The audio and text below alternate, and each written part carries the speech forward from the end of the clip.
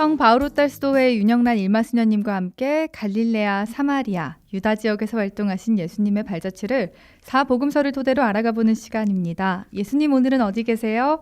수녀님 만나봅니다. 안녕하세요. 참 예수님 안녕하세요. 반갑습니다. 네, 수녀님의 이야기를 함께 듣기 위해서 저희 자매님들도 함께하고 있으세요. 수녀님 지난 시간에 이어서 오늘도 베타니아에 계시는 예수님을 만나볼 텐데요. 아니 수녀님 왜 코를 킁킁거리세요?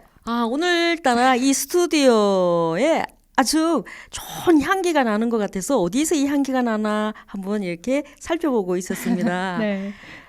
오늘 우리가 이제 베타니아에 저번 주에 베타니아에 있었잖아요. 그렇죠? 네. 그런데 요한복음 12장에 나오는 그 베타니아에서 있었던 일을 잠시 한번 보도록 하겠습니다. 예수님께 향유를 부어드린 그 여인의 이야기가 사복음서에 다 나오고 있습니다. 마테오복음 26장 6절에서 13절, 그리고 마르코복음 14장 3절에서 9절, 루카복음 7장 36절에서 50절, 요한복음 12장 1절에서 8절에 나옵니다. 저번 주에 다 읽으셨죠? 네. 훌륭해요. 자, 그런데 여기에서 마테오복음, 마르코복음, 그리고 요한복음은 같은 이야기를 하고 있습니다. 어떤 이야기를 하는가 하면 예수님의 장례, 그러니까 죽음에 관해서 연결되어 있다. 이걸 볼 수 있죠. 그리고 이 또 공통점은 뭔가 하면 그 장소가 베타니아다 이거입니다. 그런데 같은 복음 그 내용인데도 루카복음은 장소가 어디예요? 갈릴리아입니다. 달라요. 그리고 또 하나는 루카복음은 용서를 받는, 그러니까 죄인의 사랑을 표현하는 겁니다. 그래서 오늘 우리는 요한복음에서 나오는 그 여인을 한번 만나보도록 하겠습니다. 그래서 요한복음 12장 1절에서 8절을 다 함께 들어보도록 하겠습니다. 예수님께서는 파스카 축제 엿새 전에 베타니아로 가셨다. 그곳에는 예수님께서 죽은 이들 가운데에서 다시 일으키신 라자로가 살고 있었다. 거기에서 예수님을 위한 잔치가 베풀어졌는데 마르타는 시중을 들고 라자로는 예수님과 더불어 식탁에 앉은 이들 가운데 끼어 있었다. 그런데 마리아가 비싼 순 나르드 향유 한 리트라를 가져와서 예수님의 발에 붓고 자기 머리카락으로 그 발을 닦아드렸다. 그러자 온 집 안에 향유 냄새가 가득하였다. 제자들 가운데 하나로서 나중에 예수님을 팔아넘길 유다 이스카리옷이 말하였다. 어찌하여 저 향유를 300데나리온에 팔아 가난한 이들에게 나누어 주지 않는가? 그가 이렇게 말한 것은 가난한 이들에게 관심이 있어서가 아니라 도둑이었기 때문이다. 그는 돈주머니를 맡고 있으면서 거기에 든 돈을 가로채곤 하였다. 예수님께서 이르셨다. 이 여자를 그냥 놔두어라. 그리하여 내 장례날을 위하여 이 기름을 간직하게 하여라. 사실 가난한 이들은 늘 너희 곁에 있지만 나는 늘 너희 곁에 있지는 않을 것이다. 아까 제가 여기에 왜 향기가 난다고 그랬잖아요. 그렇죠? 네. 그래서 제가 무슨 향기가 나나 이렇게 봤더니 여기 계시는 분들의 그 미소의 향기, 네. 미소의 향기가 확 나니까 너무 이렇게 저 마음도 기쁩니다. 그래서 오늘 향유와 함께 예수님을 만나보도록 하겠습니다. 지난 시간에 우리는 요한복음의 마지막 표징, 즉 라자로의 부활 표징을 전해드렸습니다. 기억나세요? 네. 좋아요. 그런 다음에 오늘은 예수님의 죽음을 미리 알려주는 그 상징적인 행동을 조금 알아보도록 하겠습니다. 우리가 금방 들은 그 복음, 요한복음 12장 1절에는 때가 가장 중요하거든요. 그래서 요한복음에서 때는 뭔가 하면 죽음의 때, 그리고 하나님의 영광을 드러낼 때, 뭐 이런 걸로 이렇게 나오고 있습니다. 그런데 그 때가 언젠가 하면 파스카 축제 전이라고 말하고 있습니다. 여기서 숫자 6이 나옵니다. 그렇죠? 6이 나오는데 이 6은 불완전한 숫자입니다. 6 이러니까 또 생각나는 그 복음이 생각날 거예요. 쭉 앞으로 요한복음 앞으로 가면 2장에 뭐가 있어요? 카나 혼인 잔치가 있죠. 그렇죠? 네. 카나 혼인 잔치에 물도 항아리가 몇 개였다? 6개. 6개였다. 이거입니다. 그걸 함께 생각을 하면 이 숫자 6은 불완전한 숫자인데 그 불완전함이 예수님의 죽음과 부활을 통해서 어떻게 된다? 완전하게 된다. 이거를 우리에게 알려주는 거죠. 그래서 이 6은 영광스러운 그 변화를 알려주는 7을 이렇게 지향하고 있다는 것을 우리가 볼 수 있습니다. 그래서 불완전함을 어떻게 완전함으로 넘어가는 거, 그게 굉장히 중요하다, 이걸 볼 수 있습니다. 그리고 부활로 우리 인간은, 나는 새로운 인간의 모습으로 창조됩니다. 이것이 뭐예요? 바로 참된 파스카이죠. 우리가 하나님의 세계로 건너갈 때 나의 모습은, 그리고 우리 모두의 모습은 영광스러운 모습으로, 영광스러운 변화가 이루어진다. 이걸 우리가 알 수 있습니다. 마르타와 마리아 그리고 라자로는 파스카 엿새 전에 예수님을 위한 만찬을 준비합니다. 그리고 마리아는 값진 순 나르드 향유 한 리스트라를 가지고 와서 예수님 발에 붓고, 그리고 또요 머리카락으로 그 발을 닦아 드립니다. 그럼 먼저 우리가 이게 순 나르드 향유, 그게 어떤 건지 잠깐 보도록 하겠습니다. 마리아가 예수님께 부어드린 향유는 서민들이 사용했던 올리브 기름이 아닙니다. 그 올리브 기름이 아니라 최고급 나르드 향유였다는 것을 우리가 알 수 있죠. 이 나르드 향유는 어디서 이렇게 나오는가 하면 인도 있죠. 네. 인도의 그 북부 지역에 보면 우리가 잘 알고 있는 아주 커다란 산맥이 있습니다. 성이 히시예요. 뭐죠? 히말라야. 오, 좋아요. 히말라야 산맥 고산 초원에서 자라는 식물 나르드로 만든 것입니다. 사람들이 접근하기 어렵기 때문에 고산지대 산물을 이제 수입상들이 비싼 값으로 이제 사죠. 그걸 사서 산 넘고 바다 건너서 어디까지? 팔레스티나까지 가져왔기 때문에 아주 비싼 것은 당연하다, 우리가 알 수 있습니다. 요한복음 12장 3절에서 8절에 보면 순 나르드, 그는 아주 값이 비쌌다, 이거이죠. 그럼 얼마만큼 비쌌나 우리가 한번 보죠. 그 값이 한 옥합이라고 해요. 그러니까 향수병을 얘기를 하는데 300데나리온이나 되었다, 이거입니다. 그럼 300데나리온이라는 것은 얼마만큼 돈의 가치 있는가, 그걸 보면 뭔가 하면 그 당시 한 데나리온이 노동자의 일 품삯이었습니다.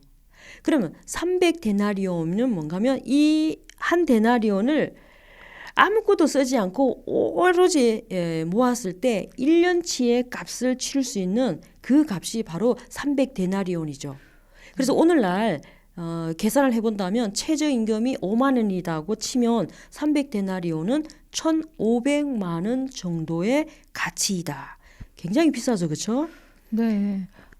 식물 나르드 자체가 귀했기 때문에 그만큼 그 당시에도 값이 비쌌을 거라는 생각이 듭니다.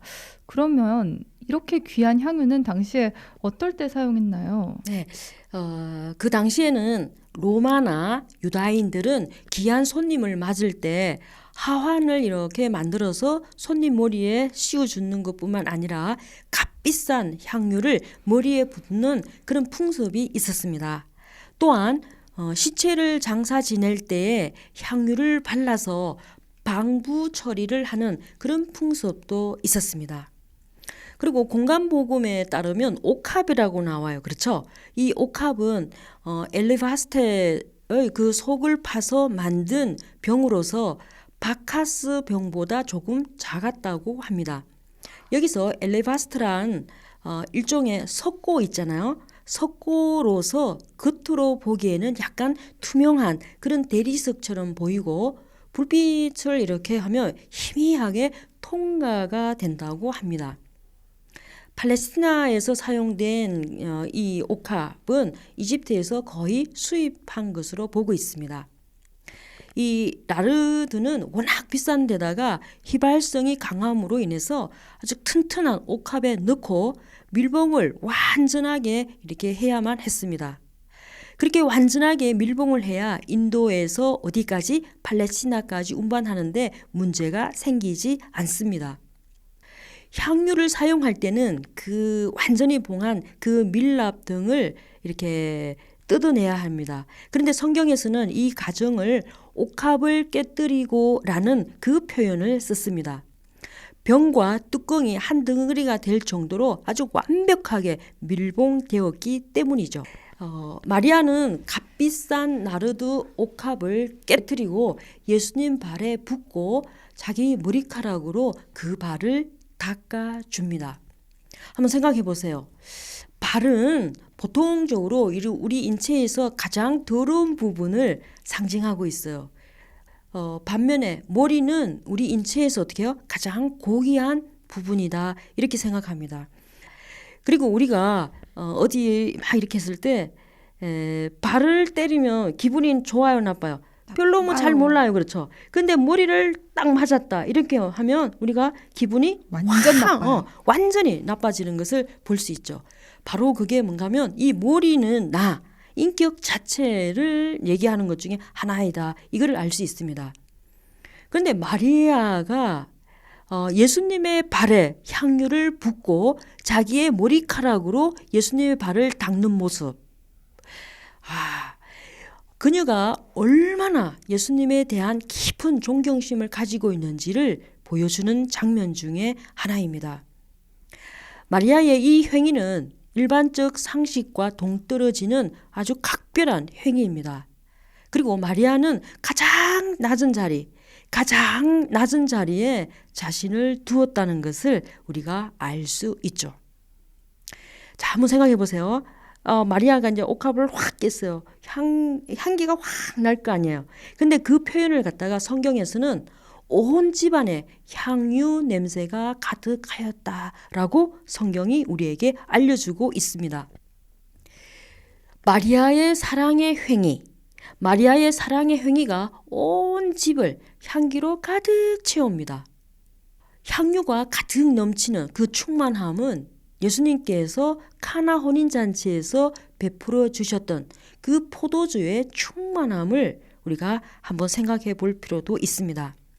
제가 저번에 이게 포도주를 이렇게 했을 때 물이 포도주로 변했잖아요. 그렇죠? 네. 물이 포도주로 변하기 위해서는 예수님의 스침이 필요하다고 했습니다.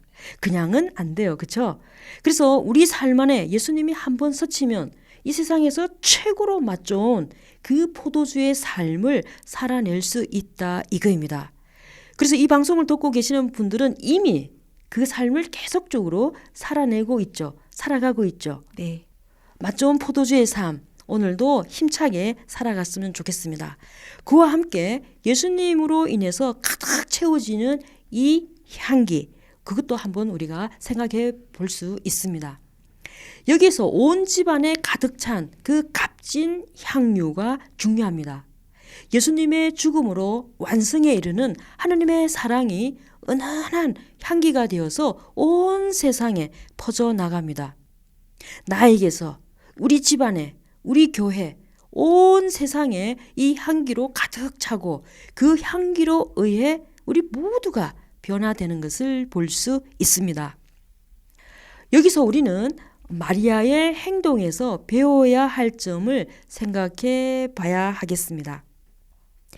마리아의 훌륭한 점은 값비싼 향유를 바쳤는데 있지 않습니다.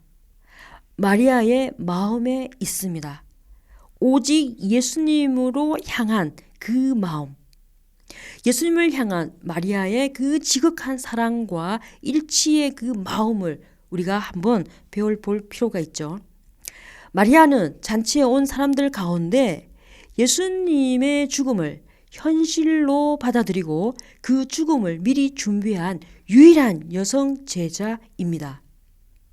마리아는 예수님의 순환 예고를 귀담아 들었고 또 순환의 시간이 임박했음을 깨달았습니다. 큰 슬픔 가운데서도 그녀는 최선을 다해서 준비하고 사랑과 존경의 표현을 했던 것입니다. 마리아의 이러한 훌륭함은 오늘 우리도 본받아야 하겠습니다. 그리고 루카복음도 같은 이야기를 한다고 그랬어요. 그렇죠? 네. 그러면서 루카복음을 조금 보도록 하겠습니다. 루카복음 7장 36절에서 50절에 예수님의 그 발에 향유를 부어드린 그 장면이 똑같이 나옵니다. 루카복음에서는 이 일화가 어디에서? 갈릴리아 지방에서 일어난 것으로 되어 있을 뿐만 아니라 죄의 회개와 용서에 초점이 맞추어져 있다 이거이죠. 예수님 발에 향유를 부었던 그 여인은 향유를 부어드리기 전에 앞서 눈물로서 예수님의 발을 적신 다음 자신의 머리카락으로 먼저 닦습니다. 그걸 닦고 난 뒤에 그 발에 입을 맞추고 향유를 부어 이렇게 발라드립니다. 아름답지 않나요? 그런데 이 여인은 왜 예수님의 발을 이렇게 적시도록 눈물을 흘렸을까?